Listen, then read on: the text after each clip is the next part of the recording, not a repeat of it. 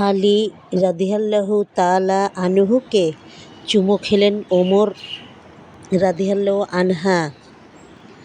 এক লোক খুব ভয়ের সাথে দৌড়ে এসে আমিরুল মোমিনিন ওমর রাদিয়াল্লাহু তাআলা আনহাকে বলতে লাগলো, আমিরুল মোমিনিন, আমাকে বাঁচান, আমাকে বাঁচান। ওমর রাদিয়াল্লাহু তাআলা আনহু অবাকের সাথে বললেন, কার থেকে বাঁচব? সে আলী রাদিয়াল্লাহু তাআলা আনহুর দিকে ইশারা করে বলল, এই লোক থেকে যে আপনার পাশে বসে আছে। এ কথা শোনার পর ওমর রাদিয়াল্লাহু তাআলা আনহু আলী রাদিয়াল্লাহু তাআলা আনহুকে লক্ষ্য করে বললেন, হাসানের বাবা, তোমার বাদীর সাথে গিয়ে বস। তখন আলী রাদিয়াল্লাহু তাআলা আনহু তার বাদীর সাথে গিয়ে বললেন। তারপর তাদের মাঝে বিচার হলো।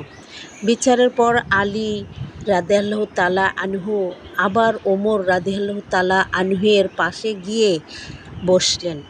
ওমর রাদিয়াল্লাহু তাআলা আনহু তার চেহারার দিকে লক্ষ্য করে তার মাঝে রাগের ভাব দেখলেন।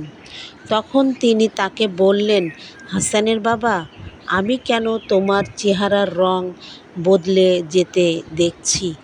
যা হয়েছে তা কি তুমি অপছন্দ করেছ?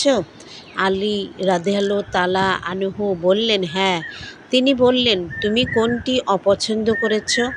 আলী রাদিয়াল্লাহু তাআলা আনহা বললেন, আমি কেন? আমাকে সম্মানের সাথে উপনামে ডেকেছেন। আপনি আমাকে এভাবে বলতে পারেননি যে, আলী, তুমি গিয়ে তোমার বাদীর পাশে বসো।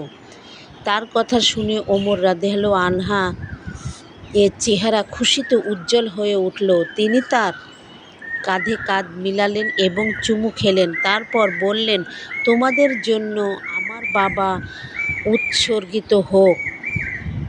তোমাদের দ্বারা আল্লাহ তাআলা আমাদেরকে হেদায়েত দিয়েছেন আর তোমাদের দ্বারাই আমাদেরকে অন্ধকার থেকে আলোর দিকে এনেছেন। নবী সাল্লাল্লাহু আলাইহি ওয়াসাল্লামের আলী রাদিয়াল্লাহু তাআলা আনহু ও ফাতেমা রাদিয়াল্লাহু আনহার সাথে এক রাতে আলী রাদিয়াল্লাহু তাআলা আনহু হতে বর্ণিত, তিনি বলেন, রাসূল সাল্লাল্লাহু আলাইহি সাল্লাম আমাকে আর ফাতেমাকে আমাদের বাড়িতে এসে রাতের বেলায় নামাজ আদায় করার জন্য উঠাতেন। তারপর তিনি বাড়ি চলে গিয়ে রাতের কিছু অংশ তাহাজ্জুদের নামাজ আদায় করতেন। এর মাঝে তিনি আবার এসে আমাদের জাগিয়ে যেতেন, কিন্তু আমরা উঠতাম না। একদিন নবী সাল্লাল্লাহু আলাইহি ওয়াসাল্লাম এসে বললেন, ওঠো, উঠে নামাজ আদায় করো। আলী বলেন, তখন আমি উঠে বসলাম এবং চোখ মলতে মলতে বললাম, আল্লাহর শপথ, আমাদের তাকদীরে যা লেখা হয়েছে আমরা তো তার চেয়ে বেশি নামাজ আদায় করতে পারব না, কারণ আমাদের নফস আল্লাহর হাতেই। অতএব তিনি আমাদের যখন উঠাবেন তখন তো আমরা উঠব। আলী রাদিয়াল্লাহু তাআলা আনহু বলেন, আমার এই কথাগুলো শুনে রাসূল সাল্লাল্লাহু আলাইহি ওয়াসাল্লাম চলে যেতে লাগলেন আর যাওয়ার সময় তিনি নিজ পা মোবারকে হাত থাপড়াতে থাপড়াতে আফসোস করে বলতে লাগলেন, আমাদের তাকবীরে যা লেখা হয়েছে আমরা তো তার চেয়ে বেশি নামাজ আদায় করতে পারব না। এ কারণে তো আল্লাহ তাআলা পবিত্র কোরআনে বলেন, মানুষ অধিক যুক্তিপ্রিয়। 2. অশ্বারোহীর স্বভাব। উহুদের যুদ্ধের অগ্নিশিখা প্রজ্বলিত হয়ে উঠল। মুশরিকরা তাদের তরবারি নিয়ে মুসলমানদের মোকাবেলায় দাঁড়িয়ে গেল। মৃত্যু প্রতিটি যোদ্ধাদের মাথার উপরে ঘুরছিল। মুসলমানদের পতাকা আলী রাদিয়াল্লাহু তাআলা আনহু এর হাতে পদ পদ করে উঠছিল আর মুশরিকদের পতাকা আবু সাদের হাতে উঠছিল। সে তার ঘোড়াকে সামনের দিকে হাঁকিয়ে ময়দানের মাঝখানে এসে চিৎকার দিয়ে বলল, তোমাদের মাঝে কোনো মল্লযোদ্ধা আছে? তখন মুসলমানদের পক্ষ থেকে কোনো উত্তর আসলো না। এতে সে আরও বেশি অহংকার ও গর্বের সাথে বলতে লাগলো, তোমরা কি ধারণা করো না তোমাদের নিহতরা জান্নাতে যাবে আর আমাদের নিহতরা জাহান্নামে যাবে? তোমাদের মধ্যে এমন কেউ নেই যে আমার তরবারি দ্বারা জান্নাতে যাবে অথবা তার তরবারি দ্বারা আমাকে জাহান্নামে পাঠাবে। হজরত আলী রাদিয়াল্লাহু তাআলা আনহু আবু সাদের অর্জনের আওয়াজকে শেষ হতে দিলেন না। সাথে সাথে তিনি বাতাসের মতো দ্রুত তার সামনে হাজির হলেন।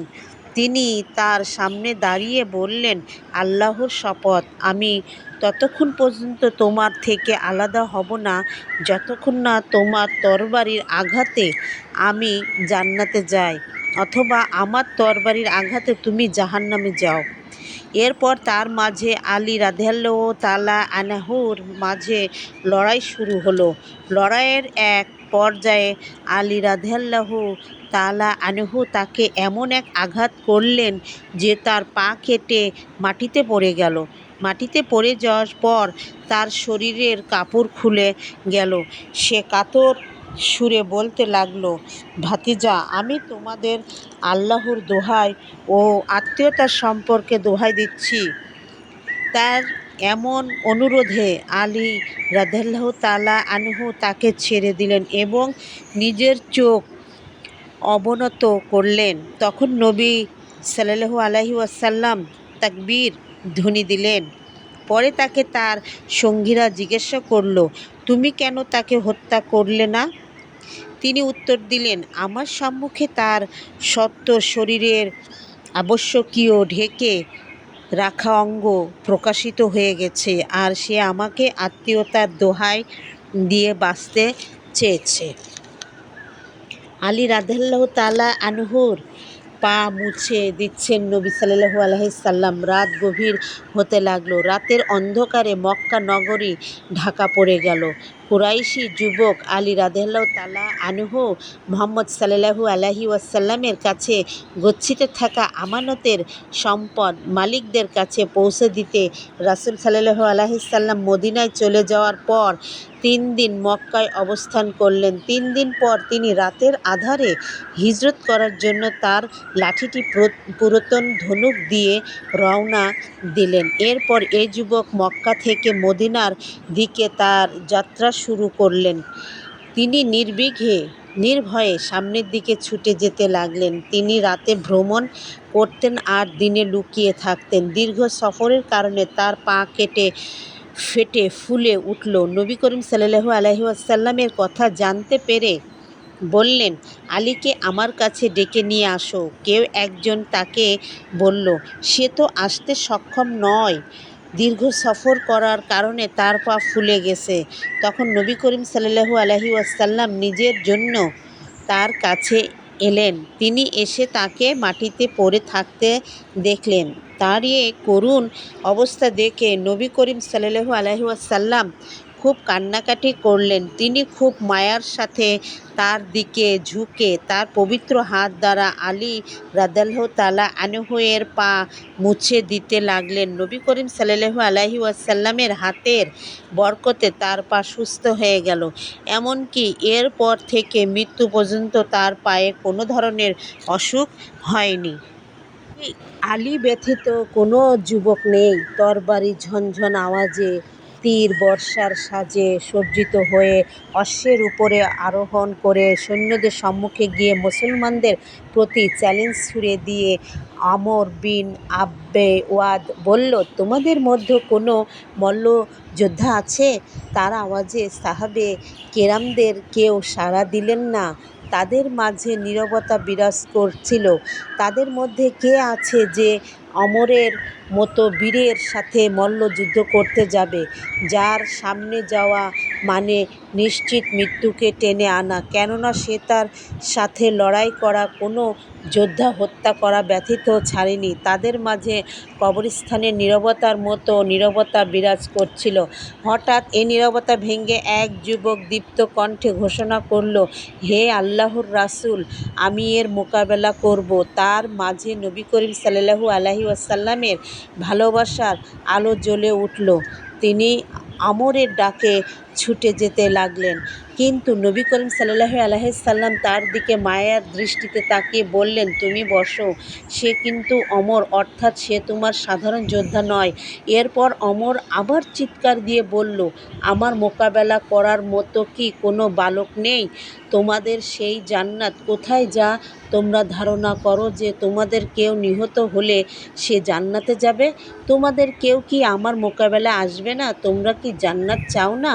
তখন আবার আলী রাদিয়াল্লাহু আনহা উঠে বললেন, হে আল্লাহর রাসূল, এর মোকাবেলা আমি করব। নবী করিম সাল্লাল্লাহু আলাইহি সাল্লাম তাকে আবার ধমক দিয়ে বললেন, তুমি বসো, সে তো অমর, অর্থাৎ সে তো সাধারণ যোদ্ধা নয়। রাসূলুল্লাহ আলাইহি সাল্লাম এর কথা মতো আলী বসে গেলেন, কিন্তু ওই দিকে অমর বসে নেই। সে আরও বেশি অহংকারের সাথে হাঁক ডাক দিতে লাগলো।